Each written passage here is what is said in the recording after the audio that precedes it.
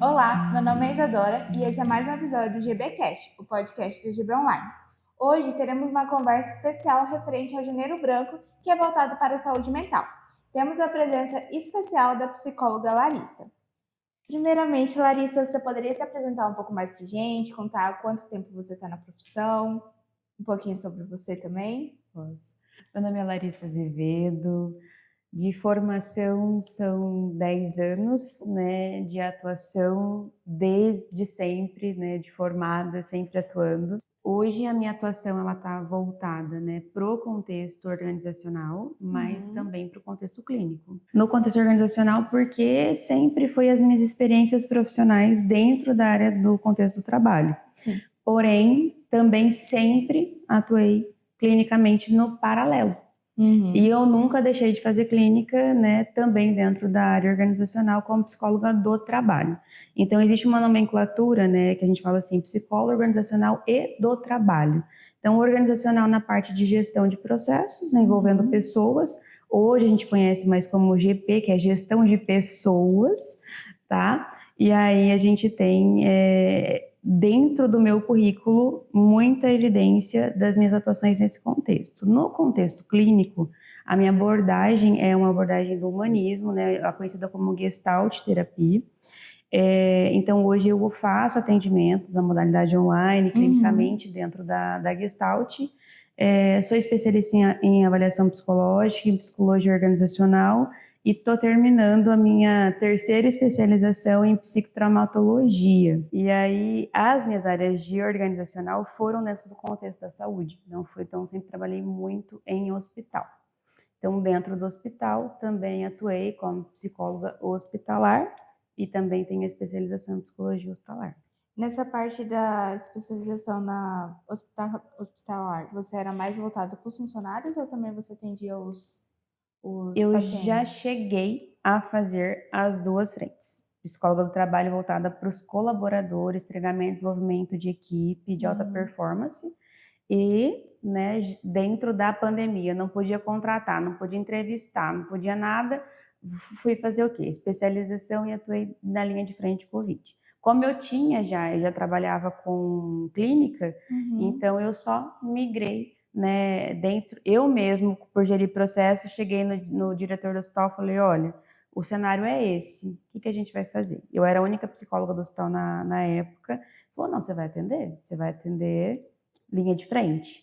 Falei, então tá bom, fiz boletim informativo de Covid, e aí, ao mesmo tempo que eu atendia os pacientes, eu também estava tentando cuidar da saúde mental dos colaboradores, e aí eu comecei a perceber que a minha saúde entrou em colapso, né? E aí a minha saúde mental começou a falar, peraí, Larissa, como psicólogo, você tem muita bibliografia sobre você ler muito, você aplicar muito para o outro. Sim. Quando a história foi comigo, eu senti na pele e eu falei, cara, eu preciso começar a comprar aquilo que eu vendo. E aí eu me afastei do hospital por um ano. Quando eu vim para Sinop há 3 anos, eu entrei para coordenar um setor dentro do hospital aqui da região, e aí eu fui fazer psicologia do trabalho. Eu voltei para o trabalho. Eu saí do contexto clínico da pandemia, fui para o trabalho, e ali eu fiquei. E aí depois eu fui para a docência. Imagina o tanto que deve ter sido complicado na época do Covid. Então foi toda uma transição da minha formação, a minha inserção no mercado de trabalho. Falo que essa inserção no mercado de trabalho foi definindo a minha carreira. E aí, de acordo com as necessidades, eu ia me aperfeiçoando para entregar, né, o melhor aí para o trabalho. Por isso que eu falo, eu tenho muito carinho por essa área. Eu gosto muito dessa área, da psicologia do trabalho, né? A organizacional mesmo, eu falo assim, a parte de gestão, de processos, a parte mais de departamento pessoal, vulgarmente o pessoal fala, né? Departamento pessoal. O psicólogo atua nessa frente. Tem muito psicólogo que atua, que sabe fazer. Mas, de fato, não é o que está na nossa essência, na nossa veia. O que a gente veio para fazer, né? Então, a gente veio para fazer isso aqui, psicoeducação, e explicar o que é. Certo. Para começar, A primeira pergunta seria: qual é o intuito do Janeiro Branco? Então, o Janeiro Branco, ele é uma campanha de conscientização. Acho importante a gente frisar o que é campanha de conscientização. Então, as campanhas de conscientização, elas existem. Elas são as campanhas das cores. Sim. Já entrou um ano que você fala assim, vou redefinir minhas metas? Todo ano. Vou fazer lá um checklist de coisas que eu quero para esse ano, de coisas que eu não quero, que aconteceu nesse ano foram experiências ruins, não quero levar isso para o próximo ano. Então, existe sempre essa questão de início de ciclo. Janeiro é o início de um ciclo. E nesse contexto, a gente tem o psicólogo de Minas, o Leonardo Abraão.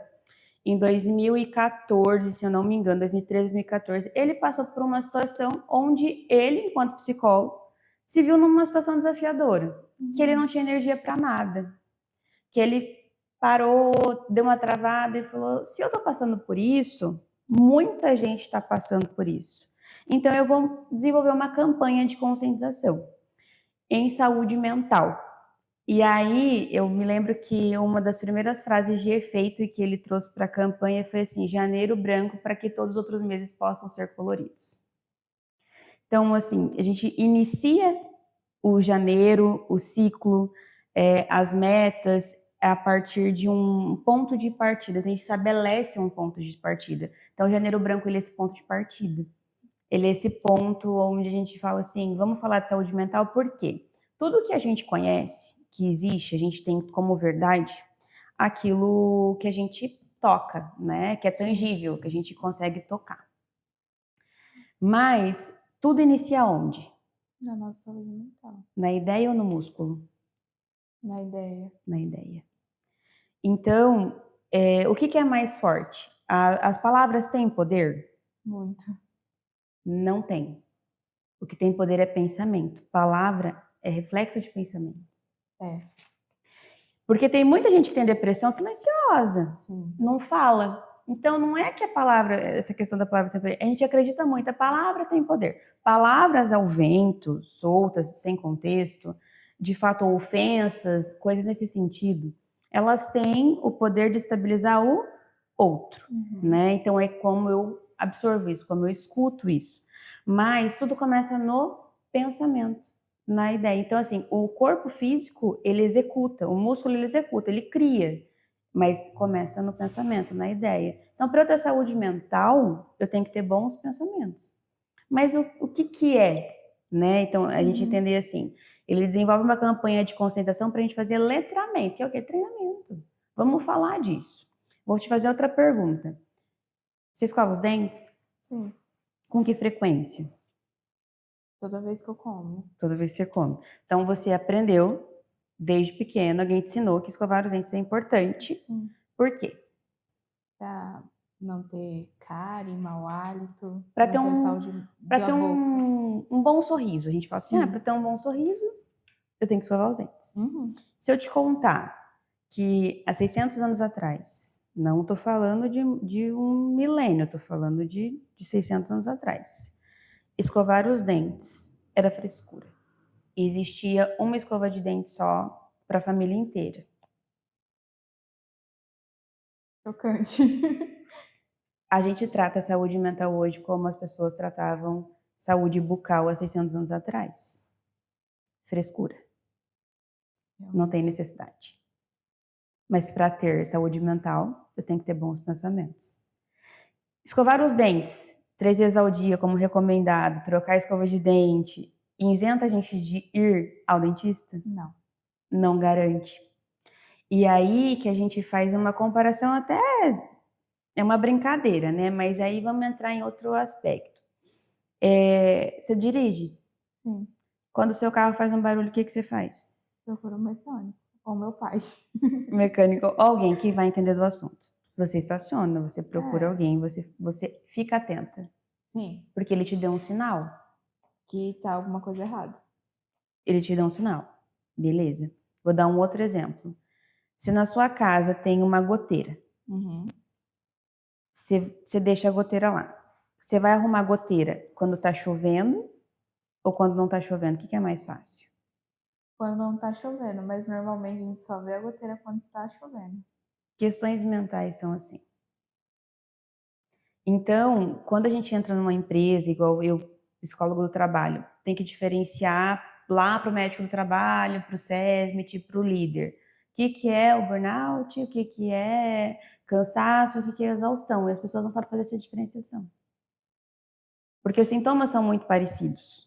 E aí, voltando aqui para a metáfora do carro. O carro, ele faz um barulho, como você não é mecânico, mas não te isenta de manusear o carro como, né, condutor do veículo, você estaciona o carro, se o pneu começa a fazer um barulho, você para o carro e fala assim, opa, alguma coisa está errada. Sim. A goteira, você só lembra dela quando chove. Uhum. Então, existem duas situações. O teu corpo é teu carro. Ele vai te sinalizar por meios da dor. A dor é um lembrete. Mas e a dor silenciosa? A dor silenciosa, ela dói em dobro. Sempre. Porque quando a gente tem os sintomas de burnout, a gente tem visão turva, garganta seca, sensação que vai desmaiar. Era muito melhor que a gente desmaiasse. Do que só ficar na sensação.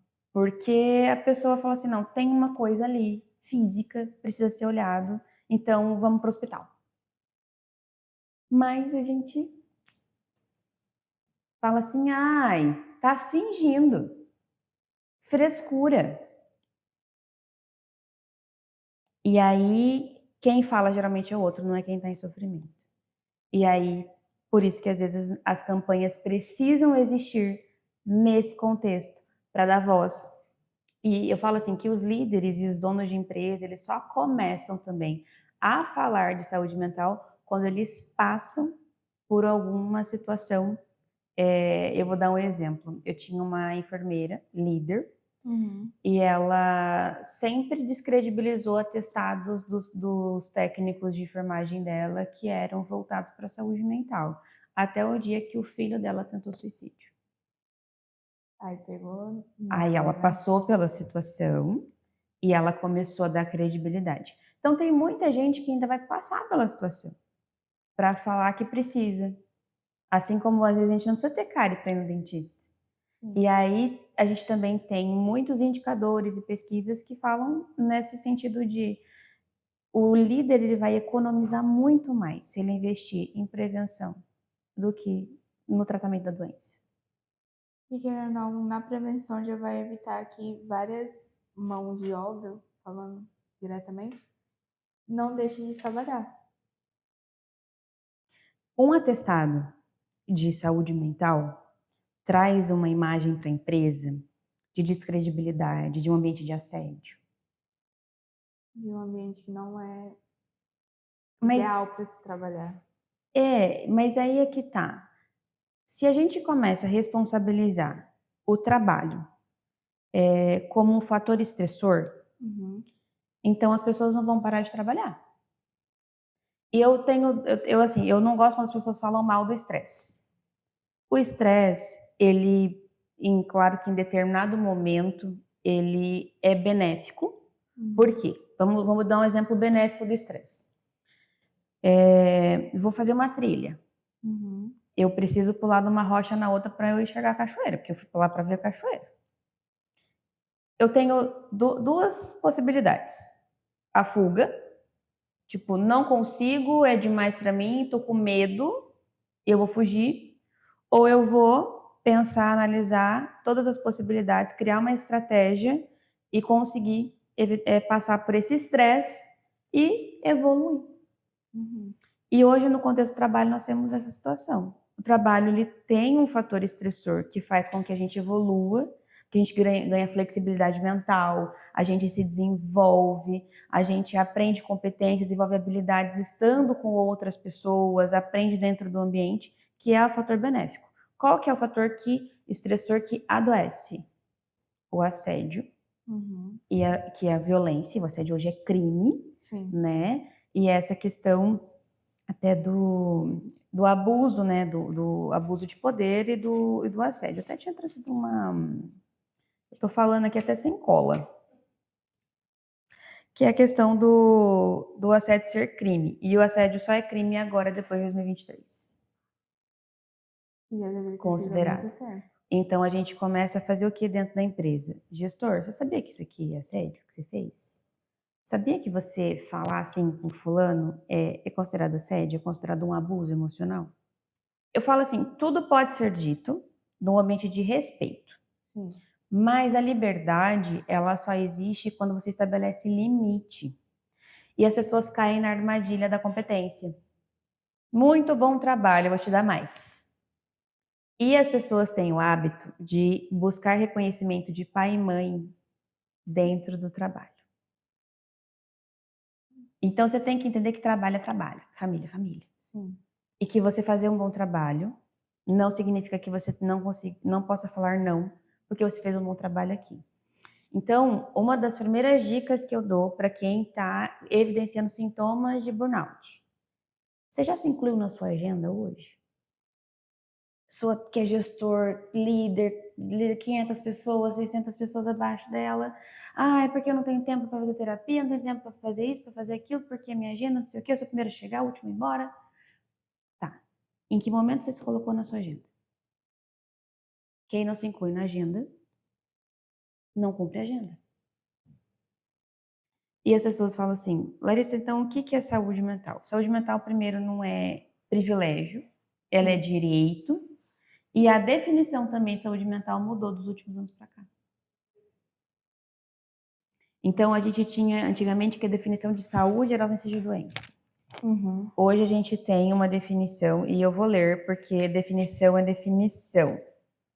É um estado de bem-estar vivido pelo indivíduo que possibilita o desenvolvimento de suas habilidades pessoais para responder os desafios da vida e contribuir com a comunidade. Isso é saúde mental, de acordo com a Organização Mundial de Saúde. Minha definição, Larissa. Saúde mental é ter capacidade de resiliência, capacidade de lidar com as diversidades, capacidade de lidar com a vida. A vida não é linear, a vida não é o que eu me programo na agenda para fazer. A vida é contraponto, a vida vai acontecer muitas coisas. A vida não tem garantia. Nem um pouco que a gente pode estar aqui, daqui a pouco a gente também não pode mais estar. É porque o que garante que eu vou chegar em casa depois que eu sair daqui? Nada. Você entende que daí você muda a sua percepção do que é trabalho, do que é Sim. família, do que como você pensa? Então, quando a gente fala de saúde mental, a gente começa a instigar uma cultura onde as pessoas começam a se colocar como responsáveis pela sua atuação diante da vida. E é além do trabalho. É muito além. Por exemplo, eu pego muito gestor, que eu vou chamar de gestor porque gere processos, Sim. que eu não considero como líder. Porque o que é líder hoje? A gente fala, é muito bonito, você fala assim, vamos fazer desenvolvimento de equipe de liderança. Líder é conquista, liderança é conquista, a partir do momento que você influencia. Então, quando você chega no determinado patamar na sua vida, no profissional, que você influencia as pessoas, você é um líder. Agora, você está influenciando para o bem ou para o mal? Ou você está influenciando essas pessoas a terem hábitos ruins? E aí, quando você pega um líder que tem um hábito ruim, você vai entender como que ele conquistou esse espaço, como ele influenciou as pessoas. E tem a questão do assédio e do abuso, que não é do líder com os liderados. Isso é importante a gente falar dentro do contexto de trabalho, que acho que é uma coisa que vocês devem passar aqui na GB, não sei. Vou chutar, tá? Vou aqui, vocês me corrijam. Quando o cliente, ele, dentro do seu direito, ele trata um colaborador mal. E esse colaborador desestabiliza. É comum? Muito. O tempo inteiro? Tem como a gente controlar como o outro vai lidar com a gente? Não. Só existe uma forma. A gente pensar em como a gente pode reagir. Sim. Regra de gerenciamento de estresse. Regra dos 10 segundos. Existe uma média para a gente não sair correndo, largar o headset, falar assim, eu não preciso disso, para chegar na agressividade, que é esse impulso, né? Tipo, eu não quero mais saber disso aqui. A gente foi deixando acontecer muitas coisas Muitas coisas. Um colega de trabalho que faz uma piadinha de mau gosto, um líder que te pede para fazer uma coisa que você não conseguiu falar não, mas que você não tinha expertise para fazer e agora você tem medo de falar, você está passando por uma situação familiar, você está passando por um processo de relacionamento, uma amizade, alguma coisa que te impactou, aí vem alguém de fora, o estranho, fala, você é isso. Se você não sabe realmente quem você é, Você escolhe. você reage. Você vai reagir de acordo com o ambiente. E aí você tem o quê? Você passou por essa experiência, aí você passou por essa experiência, aí eu passei por essa experiência. A gente vai sair a gente vai ser com a mesma percepção? Não. Mas você já ficou numa roda que as pessoas começam a compartilhar e falam assim, eu também.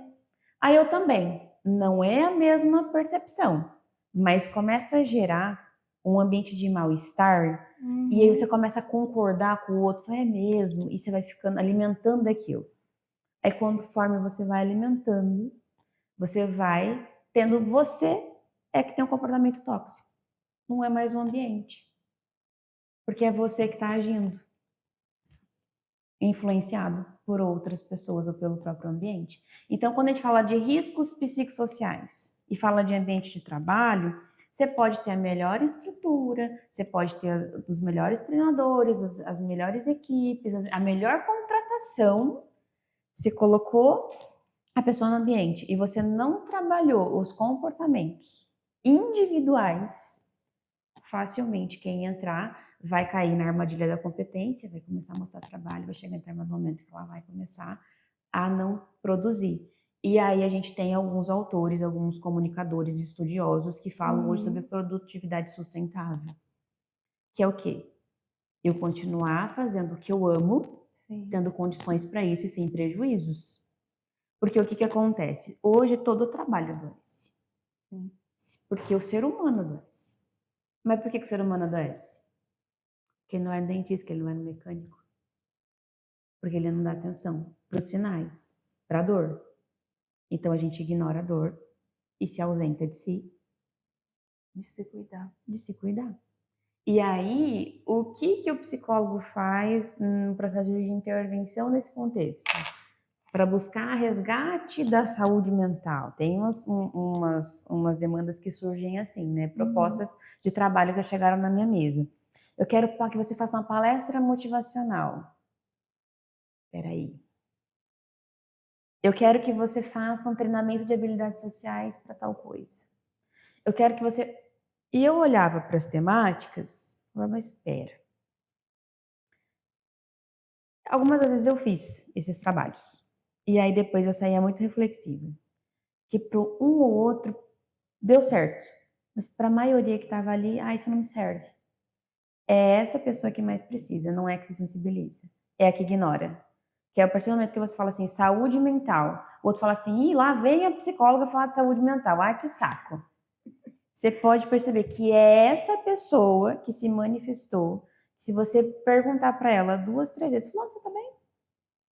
Então, tudo bem, no automático. Fulano, você tá tudo certo. Que é o famoso fulano do presenteísmo. Nós falamos de absenteísmo, de turnover dentro do contexto do trabalho. O que é o presenteísmo? É quando a pessoa tá, sabe, a casa, a luz tá acesa, mas a casa tá vazia? A pessoa só tá no trabalho por estar, mas ela não tá ali de fato. Só tá de corpo. Só tá de corpo. Essa é a pessoa mais perigosa. Essa é a pessoa que eu falo assim, tem que olhar com cuidado, com carinho, puxar ela para perto, para entender por que ela tá agindo assim, por que ela tá se comportando dessa forma, por que ela tá sendo influenciada negativamente, por que ela tá absorvendo tudo isso e levando para si, para o pessoal, que geralmente é pessoal. Então, quando você chega no fundo do poço, as pessoas falam assim, eu cheguei no fundo do poço, só tem um caminho, subir.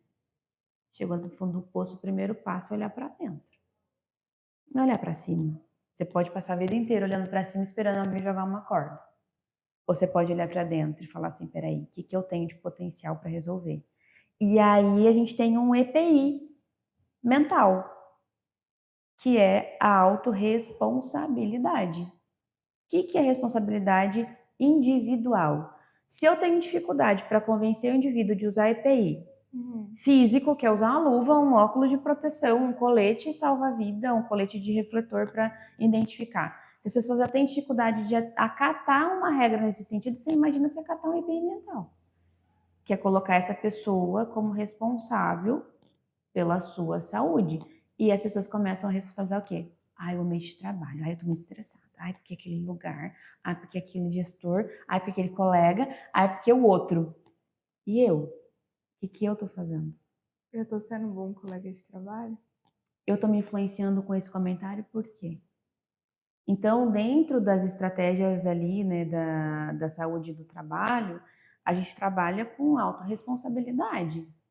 Sim. E aí o EPI de melhor valor é a terapia. A empresa fornece, mas a pessoa não usa. É igual a luva. A empresa fornece, tem gente que usa, tem gente que não usa. Como o atendimento direto ao público pode afetar a saúde mental? Eu acho que a pergunta é o contrário. Como está a minha saúde mental que eu não consigo lidar com o público? Bom ponto. Porque assim, uma coisa que eu só tenho controle sobre uma coisa, sobre os meus pensamentos. Às vezes nem isso, porque tem a questão agora do pensamento intruso, né? O gatilho mental. Mas se eu não cuido dos meus pensamentos, as minhas palavras não vão ser boas.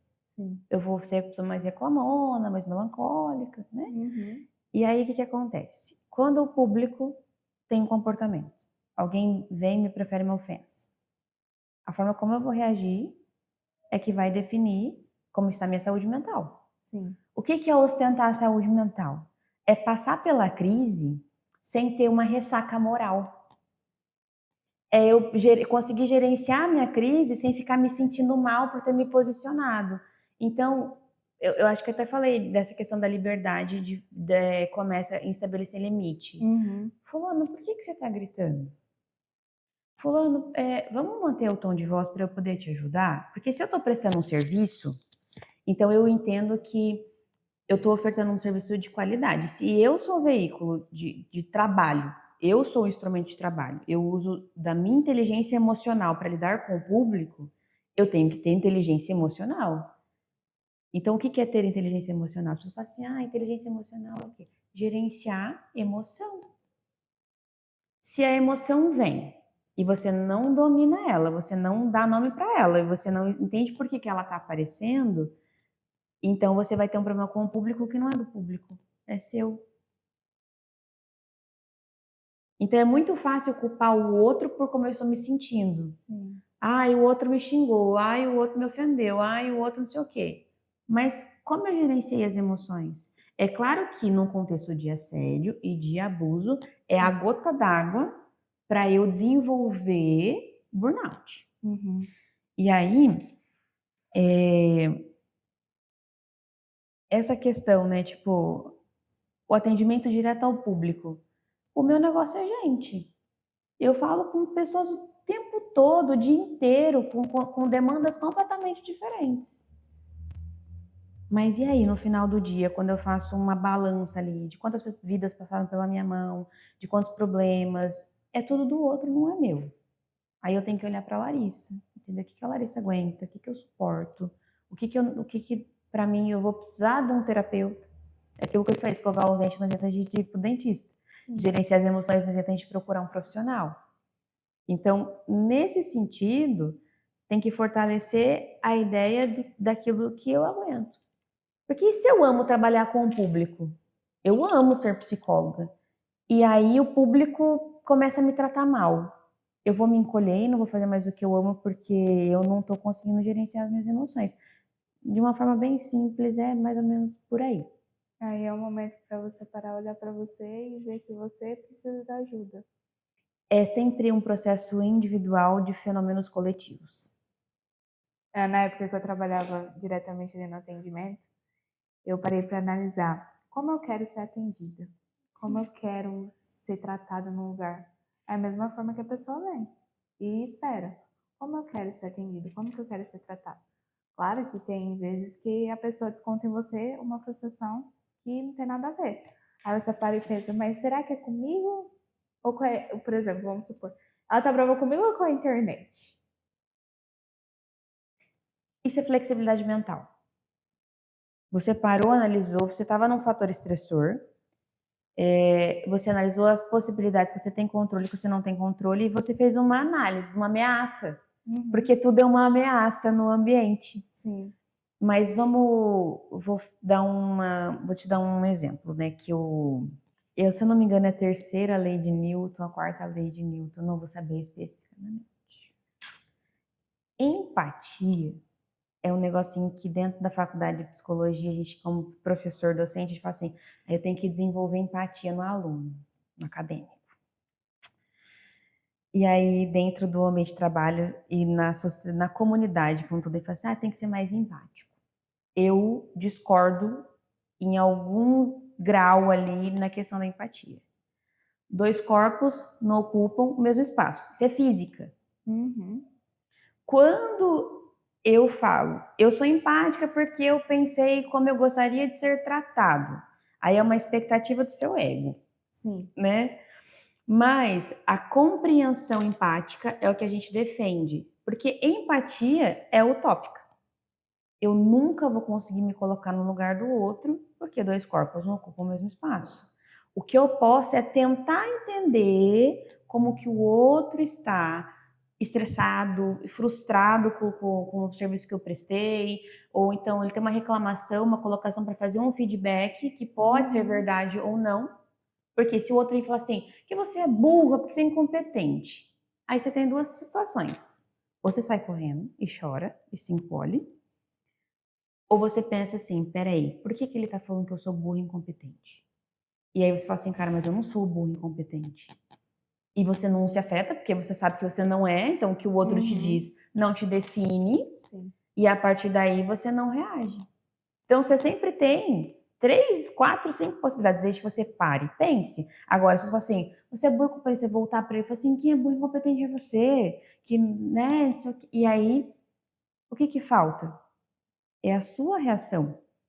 Então, ser empático é uma utopia, mas a compreensão empática é entender que é um processo que a gente desenvolve de tentar entender como que o outro está minimamente incomodado a ponto dele vir me procurar. Porque se você presta um serviço de suporte, eu vou falar da minha área de atuação sempre, né? Sempre trabalhei com hospital, então as pessoas da recepção eram muito atacadas naquelas pesquisas de satisfação do cliente. E elas ficavam tudo tristes. E aí me chamavam para fazer um trabalho com as recepcionistas, né? Com as gerentes de atendimento, questões assim. E aí eu falava assim, tá, o hospital ele presta que tipo de serviço? De saúde? Quem precisa dele, tá bem? Não. Ninguém vai estar bem. A pessoa sempre vai chegar com uma urgência, com uma emergência, com uma dor, e ela vai começar em você. Na abertura da ficha, ela não quer preencher a ficha, ela tá com cólica de rim, ela não tá conseguindo nem pensar direito. Então ela vai soltar os cachorros em você. Sim. Depois que ela for atendida, medicada, isso é muito comum. A pessoa volta, pedir desculpas, porque naquele momento, naquele contexto, naquela situação, ela não estava bem. E aí você pensa se você reagir para toda pessoa que te agredir. Então você vai ter um ambiente de estressor, você vai ter que trabalhar a sua resiliência, a sua capacidade de lidar com esses estresses e gerenciar o estresse a seu favor, a ponto de desenvolver, ou então a ponto de falar assim, cara, isso aqui não é para mim, não dá, preciso rever minha vida. E ter autorresponsabilidade para conseguir argumentar e sair da situação de risco. Basicamente, a responsabilidade é sempre sua. O problema é sempre seu. É sempre sua escolha, no fim das contas. E eu sempre trago isso, e as pessoas ficam muito frustradas quando eu falo assim, tá, você passou por isso, por isso, por isso. Eu vou falar assim, ok, mas tá, e o problema é de quem? É meu? Quem vai resolver por você? Exatamente. Ou você tentar como eu vou dizer, responsabilizar por um problema que não é seu. Pelo ato dos outros. Existem profissões, e aí eu vou até citar uma profissão que é muito característica de burnout, padre. Não é só, as pessoas falam médico. A pressão de não poder errar, de não poder falar nada errado, de não poder ser visto fazendo nada errado. E de que as pessoas vão sempre procurar você para ter uma palavra, um conselho, uma coisa. Ou quando você é um influenciador, que agora está em alta, né? O influencer, né? Enfim, aí você escolhe o influencer que vai te influenciar. Mas aí que tá. A pessoa pegar e ter ali dentro da sua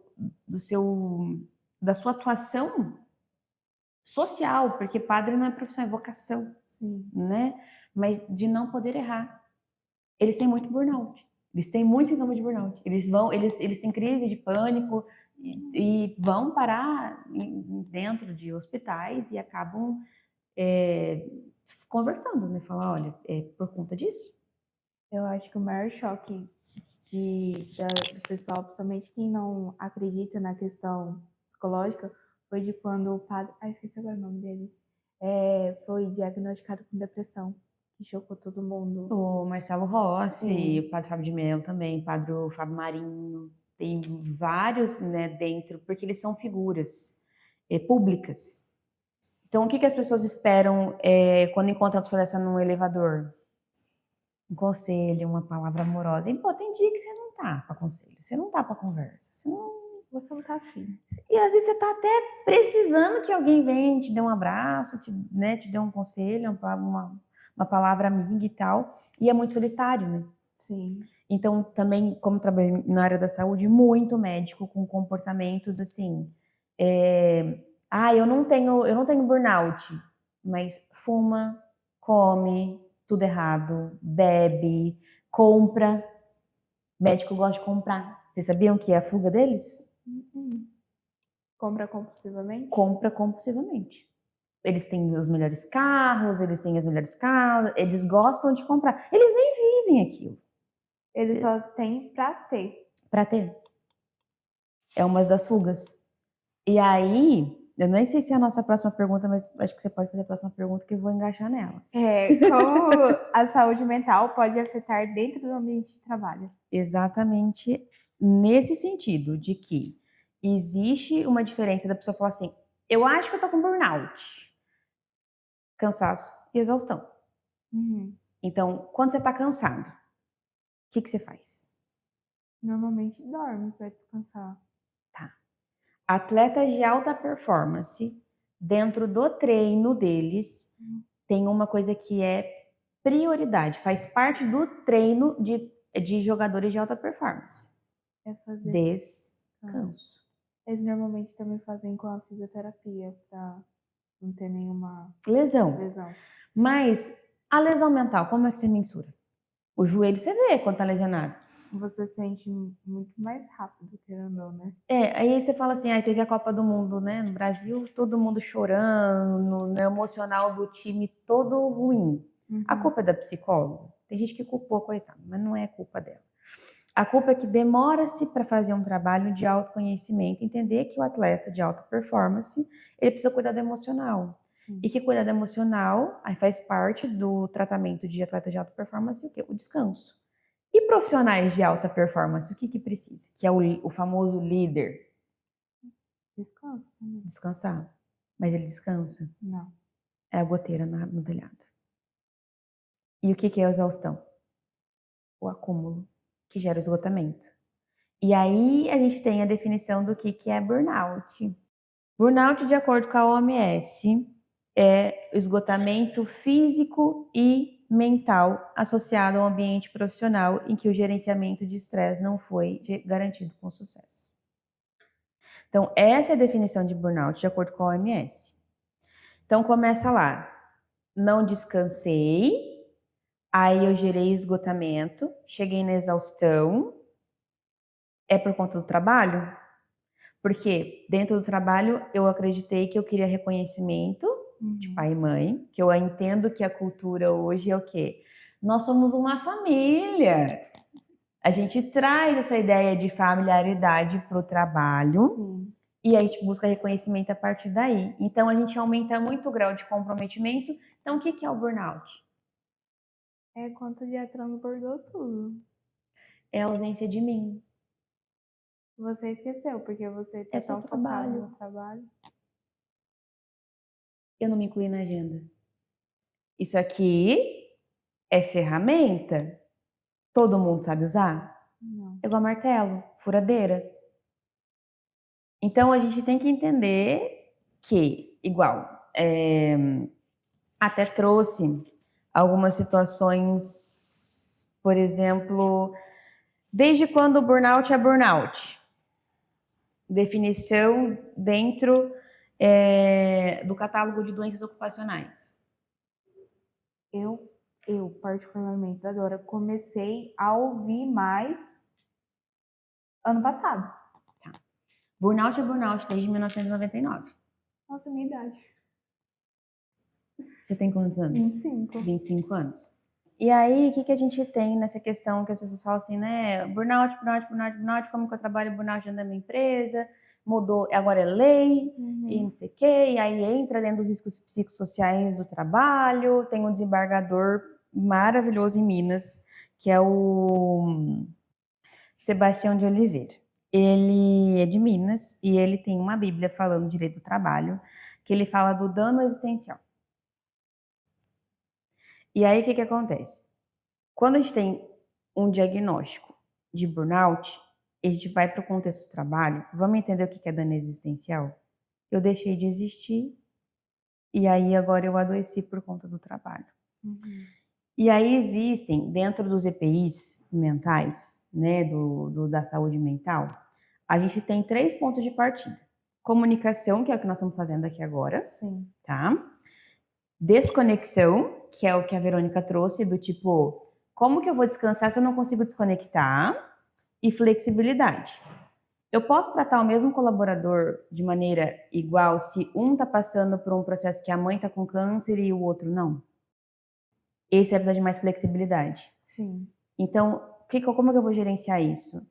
Eu vou entender que ele está passando por uma situação muito diversa na vida dele, muito diferente para ele, muito difícil para ele, e eu vou compreender isso e eu vou garantir uma flexibilidade para ele lidar com isso. Sim. Porque aquilo que eu falei, colaborador de risco é o do presenteísmo. O colaborador que ele está afastado, ele está em tratamento, né? Ele trouxe o atestado, ele foi para o psiquiatra, ele foi para o psicólogo, ele fez um tratamento para quando ele estiver bem, ele voltar para o trabalho. Ele já está lidando com aquelas... Mas ele lida também quando ele volta para o trabalho com o quê? Com preconceito. Então a gente Sim. mantém um aumento do presenteísmo para não lidar com preconceito. A pessoa pega um atestado ali, de um psiquiatra passou medicação, ele não entrega no SESMIT, ele não entrega no departamento pessoal, porque ele tem vergonha, porque ele tem medo. Então, não existe essa flexibilidade. Então, eu parto desses 3 pontos. A comunicação. Tá todo mundo falando a mesma língua? Tá todo mundo entendendo que isso aqui é assédio, que isso aqui é abuso, que isso aqui é um comportamento tóxico? Você já tentou mudar um hábito? É muito difícil. Tenta parar de reclamar. É muito difícil. Cara, eu falo assim, tenta mudar um hábito e você nunca mais vai olhar para o outro como alguém incapaz. Porque você fala assim, cara, é muito difícil largar um hábito. Um vício. Parar de fumar, parar de beber, sair da rede social. É muito difícil. Só que daí quando você começa a enxergar que é difícil para você, aí você começa a entender o outro. Aí é a compreensão empática. Aí você começa uma cultura um pouco melhor. Do tipo assim, pô, fulano tá precisando de ajuda. Eu não posso ajudar ele de uma outra forma? Então fica na tua, faz o trabalho. Não se envolve. O outro é o outro, faz o teu. Né? Não também ao ponto de se isolar, de não engajar na equipe, né? Também tem essa situação. Mas a comunicação tem a questão da segurança psicológica. Por quê? O colaborador pode chegar e falar que está passando por uma situação de assédio, por uma situação de abuso. Ele tem que sentir que ele vai ser acolhido. Tem que ter a confiança. E se ele leva para o líder, para o gestor, para o RH, para o psicólogo, fala assim, sempre foi assim. Não vai mudar porque você está incomodado. Volta lá para o teu trabalho que você não é mais. Pô. Aí é como você, pessoa, fazendo uso do seu cargo, gerenciou a sua compreensão daquilo que o outro está passando e invalidou aquilo. Então, são pequenas coisas que a gente vai fazendo ao longo do nosso dia, do nosso cotidiano, que a gente vai né? Mudando ali algumas situações. É um trabalho de formiguinha. E esse trabalho de saúde mental, Janeiro Branco, tem 13 anos, é muito recente. Sim. Então, é claro que para as próximas gerações, talvez eles vão assim, estar muito mais evoluídos nesse sentido do que a gente está hoje, de entender que saúde mental não é frescura e de que se você pensa, a partir do momento que você pensa, você precisa de saúde mental. Então, a gente fala de burnout quando ele é contexto ocupacional, né? Que os sintomas são muito parecidos com síndrome do pânico, com crise de estresse, com crise de ansiedade. Então, até para diagnosticar o burnout é demorado. Porque eu tenho que tirar todas as possibilidades do que poderia ser, porque é um ser humano, ele pode ter passado por uma série, ser humano é complexo, por uma série de experiências ruins. E às vezes o trabalho era a única fonte de satisfação na vida desse indivíduo. Então, se eu tiro o trabalho dele, o que sobra? Aí você coloca a pessoa em casa, ela ideação suicida. Né? Então, é perigoso também você tirar do trabalho. Então, eu sempre estudo muito essa questão do atestado com o médico do trabalho, porque hoje ficou muito mecânico. Vem o atestado, a gente faz o protocolo, não pode falar para ninguém, só para o gestor, porque tem que preservar a questão do sigilo. Aí vai lá para o psicólogo do trabalho, né? Que chegava na minha mesa o atestado.